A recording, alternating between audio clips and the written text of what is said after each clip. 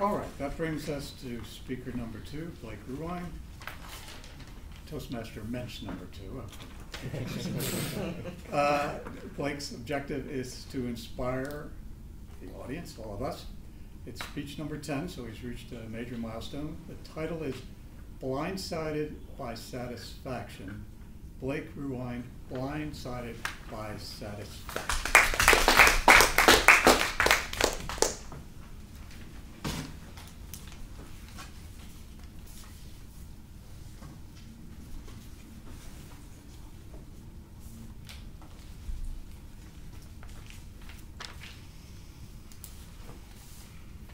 I've been waiting for this moment for years.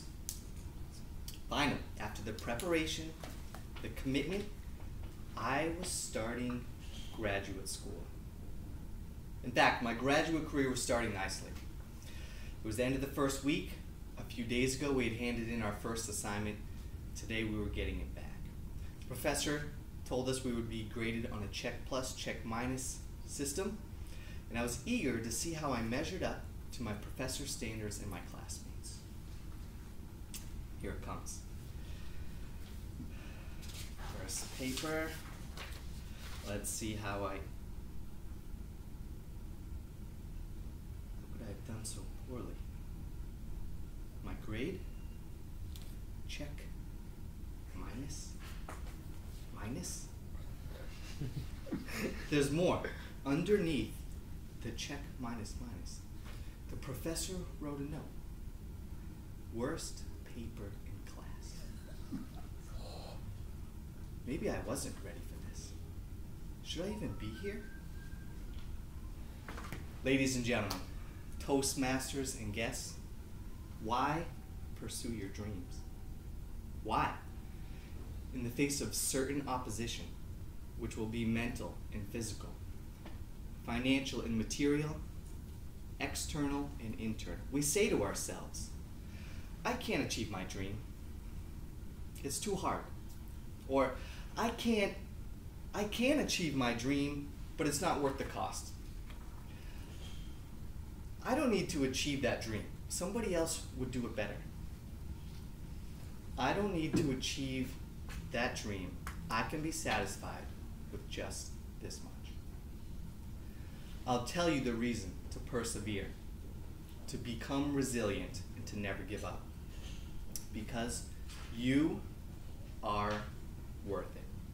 Because in the thick of the battle, when my head was down, amid the advances and the setbacks, I looked up, I paused, and I was surprised to be living a life that I was content with and proud of. Each one of you has unique dreams, wonderful purposes. Don't give up on your dreams, and don't give up on the long, long journey. My journey to the art world and eventually graduate school began at birth. I was born an artist, but that doesn't mean the pathway was clear. Far from it. Following your dreams is the road less traveled. Better prepare. Put on your boots, grab your machete to hack away the obstacles. After high school, I learned that not only did I love making art, but I loved studying and learning about art history just as much. It was there that the dream to get a master's degree in art history was born. After my bachelor's degree in painting and sculpture, I got a job selling art at auctions on cruise ships. It was fun to wake up in a new country every morning, but after 6 months, the 16-hour days took their toll. I had one supervisor who was so verbally abusive that eventually I quit. We both said good riddance. Back home in Massachusetts, I got a job at a prestigious art gallery. I was still new to sales, but I didn't appreciate the feeling like I had to convince people to buy something. Well, within 3 months, the gallery realized I was not hitting my sales quotas, and they said, no hard feelings, we gotta let you go. In some ways, it was a relief. At that time, unburdened by responsibilities, I moved to New York to be at the center of the art world. By now, I knew Selling art in auctions and galleries was out of the question. It didn't suit me. It was then I began part-time work in a museum. Now here was something I enjoyed. I could create experiences for people to engage with art on their own terms. Museums are places where the importance of art history is on par with the art itself. Now we're getting somewhere. I left that job after 1 year to start graduate school full-time. For the next couple years, I took internships, I volunteered, I worked many artistic projects without pay to build my skills, my resume, and my network. Eventually the money ran out. I found myself working restaurant jobs, temporary side gigs, mixed with stretches of unemployment, all of which I took as blows to my ego. Why can't I get the job that I want? Why do I have to work here? I never liked part-time work, but I was glad to have a job. Meanwhile, continuing to work on artistic projects for free. After a few years, those artistic projects started to give me gifts as their appreciation for the work that I've done. An artwork here, maybe a t-shirt, a gift certificate to a restaurant. A few years further, and I started receiving honorariums for my work. $100 for this, $150 for that. If you averaged out the hours that I worked, it might have equaled a couple dollars an hour, but that's okay. It meant someone was willing to pay me for my work. I got a job in exhibitions in a museum. It was a 1-year contract, and though it was not renewed at the end, it was a step forward. Back to unemployment and side gigs. Often I was balancing multiple gigs at once. It was during one of these juggling acts I found myself teaching painting classes at an art studio, which I was enjoying much more than I expected. At the same time, I was awarded a 6-month fellowship to use the arts to teach children in New York City about human rights. Simultaneously with those two, I had pitched an art project to an organization, which they were excited to join me on.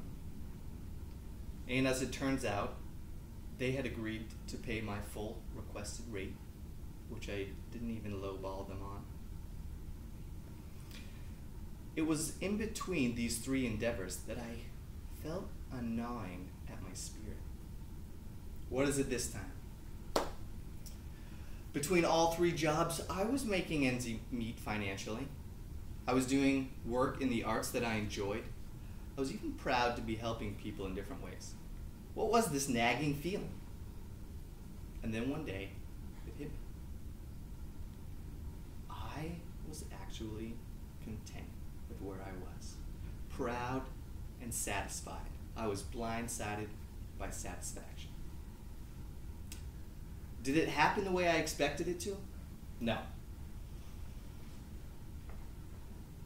I had been laboring for a decade to get a full-time salary job in a museum. Yet I had arrived at something worthwhile nonetheless.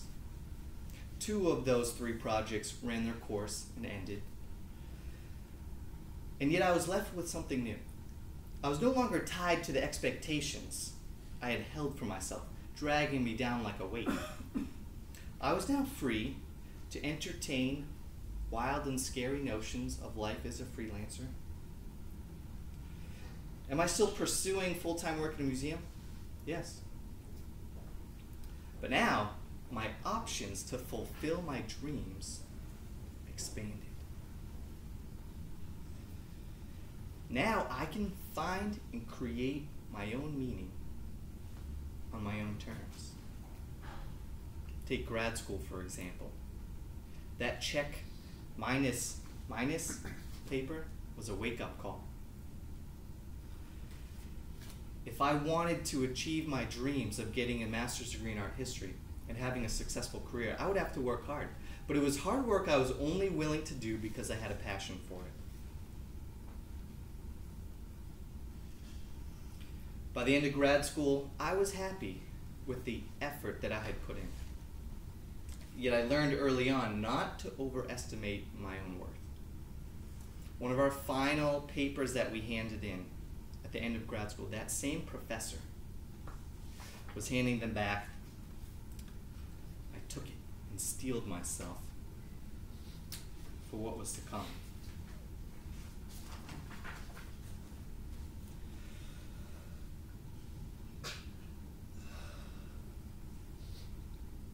My grade, a check, plus.